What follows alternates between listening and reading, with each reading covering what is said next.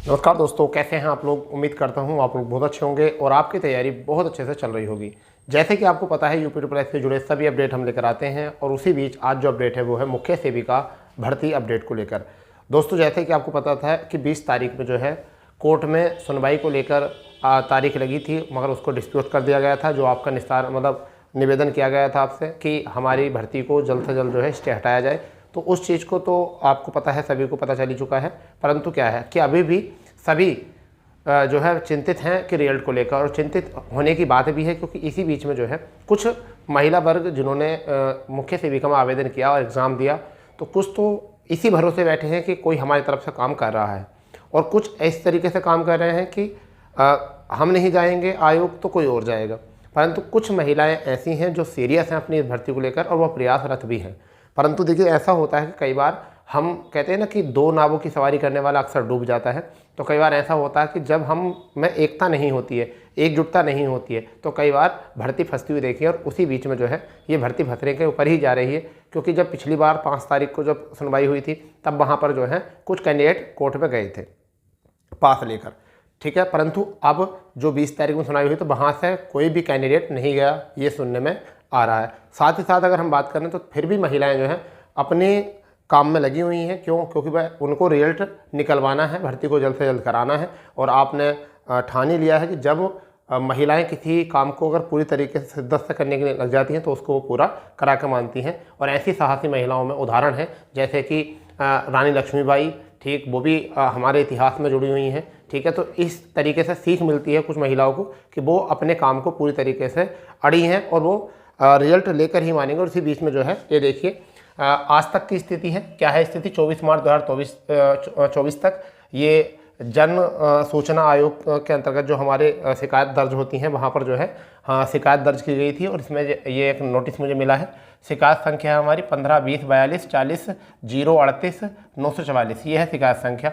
मैंने जिन्होंने आवेदन किया था मैंने उनका नाम छिपा दिया है, क्योंकि देखिए प्राइवेसी बहुत ज़रूरी होती है, प्राइवेसी जो है बहुत ज़रूरी होती है, ठीक है। विषय क्या है? भर्ती प्रक्रिया को शुरू करवाने के संबंध में, यानी कि भर्ती प्रक्रिया जो है आप सबको पता है कि स्टे ऑर्डर के चलते जो है जो संविदा कर्मचारी हैं उनके तरफ से जो है भर्ती प्रक्रिया रुकी हुई है। किसको भेजा गया? विभाग कौन सा है? बाल विकास पुष्टाहार विभाग, ठीक है। शिकायत श्रेणी जो है वो नियोजित तिथि क्या थी?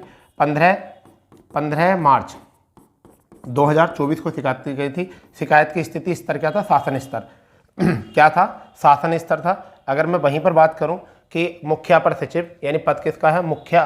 अपर मुख्य सचिव या प्रमुख सचिव या सचिव साहब, इनके ऊपर शासन स्तर पद के ऊपर है।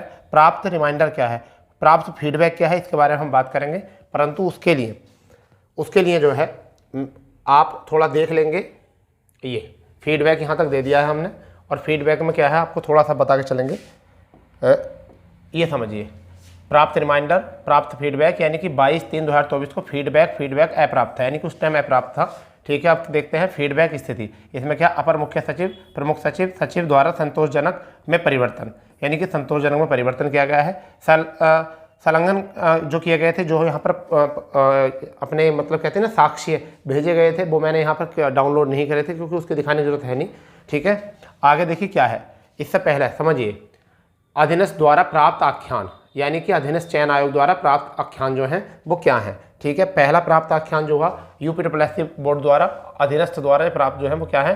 अंतरिम संजय प्रसाद, प्रमुख सचिव मुख्यमंत्री कार्यालय, ठीक है। मुख्यमंत्री कार्यालय से मुख्य सचिव और प्रमुख सचिव हैं, यानी प्रमुख सचिव उनका 29 फरवरी 2024 को पृष्ठांकित किया गया था अपर मुख्य सचिव, यानी कि इसको आख्यान देने वाले अधिकारी को।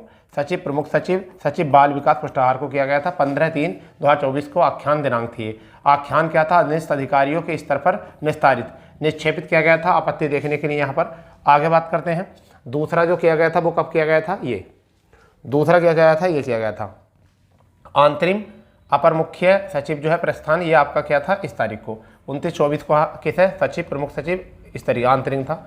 नियमानुसार आवश्यक कार्यवाही करें, देखो ये किया गया था, जो नियम कहते हैं उनके आवश्यक काम करें। और निर्देश किसे दिए गए थे? बाल विकास एवं पुष्टाहार निदेशालय को। कब की बात है? 15 की। आख्यान निस्तारित वितरण हेतु क्लिक करें। इसके बारे में क्या था वो मैं आपको बताता हूँ कि वो क्या था आख्यान, ठीक है। आख्यान क्या था, उस आख्यान को अच्छे से पढ़ लेते हैं, ठीक है। और वो आख्यान जो है उसको देखते हैं क्या है वो आख्यान, ठीक है। और आपका आख्यान आ गया है यह है आपका आख्यान। अब मैं आपको इस आख्यान को पढ़ कर सुना देता हूँ कि क्या क्या आख्यान है वो। ये देखिए, यह है IGRS शिकायत संख्या 15-20-42 40-038 924 दिनांक 29/2 के संबंध आपको अवगत कराना है कि मुख्य सेविका के संबंधी सीधी भर्ती 2693 पदों पर भर्ती हेतु निदेशालय पत्र दिनांक 17/11/2021 से प्राप्त सचिव अधीनस्थ सेवा चयन आयोग द्वारा प्रसारित किया गया था और अधियाचन के क्रम में आयोग द्वारा उक्त भर्ती के संबंध में विज्ञापन संख्या इतनी मुख्य परीक्षा हेतु के अंतर्गत मुख्य सेविका 2693 पदों पर चयन हेतु ऑनलाइन आवेदन पत्र आमंत्रित किए गए, जिसके क्रम में उत्तर प्रदेश अधीनस्थ सेवा चयन आयोग के स्तर से दिनांक 24/9/2023 को मुख्य परीक्षा करा ली गई। विभाग में संविदा कार्यरत मुख्य कर्मचारियों के द्वारा माननीय उच्च न्यायालय इलाहाबाद में विनियमितीकरण के संबंध में रिक्त याचिका द्वारा 112/924/2022 में अनीता सिंह व अन्य 75 बनाम यूनियन ऑफ इंडिया व अन्य योजित की गई है, जिसके पारित आदेश दिनांक 13 यानी कि 13 दिसंबर 2023 को, ठीक है, में आयोग द्वारा परिणाम घोषित किए जाने वाले पर रोक लगा दी गई है। उक्त के क्रम में माननीय न्यायालय की शपथ पत्र दिनांक 21 यानी क्या है 21/1/2024 को दाखिल करते हुए स्टे वैकेंट किए जाने हेतु अनुरोध किया जा चुका है। तो मतलब यानी कि हम एक बार अनुरोध कर चुके हैं, ठीक है। पुनः निदेशालय द्वारा पत्र 6 फरवरी को भी कर चुके हैं, यानी कब कर चुके हैं ये देखिए। सबसे पहले 5 को भी कर चुके हैं।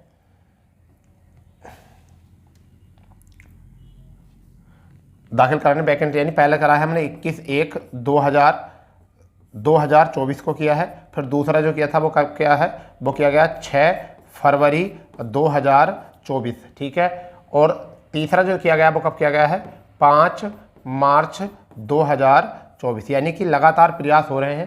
तो द्वारा स्टे वैकेंट कराए जाने हेतु अपर महाधिवक्ता माननीय उच्च न्यायालय इलाहाबाद से अनुरोध है किया गया है। अतः प्रसंगत प्रकरणों में विभाग के स्तर से प्रभारी पैरवी की जा रही है, तदनुसार शिकायत निस्तारित की जाए।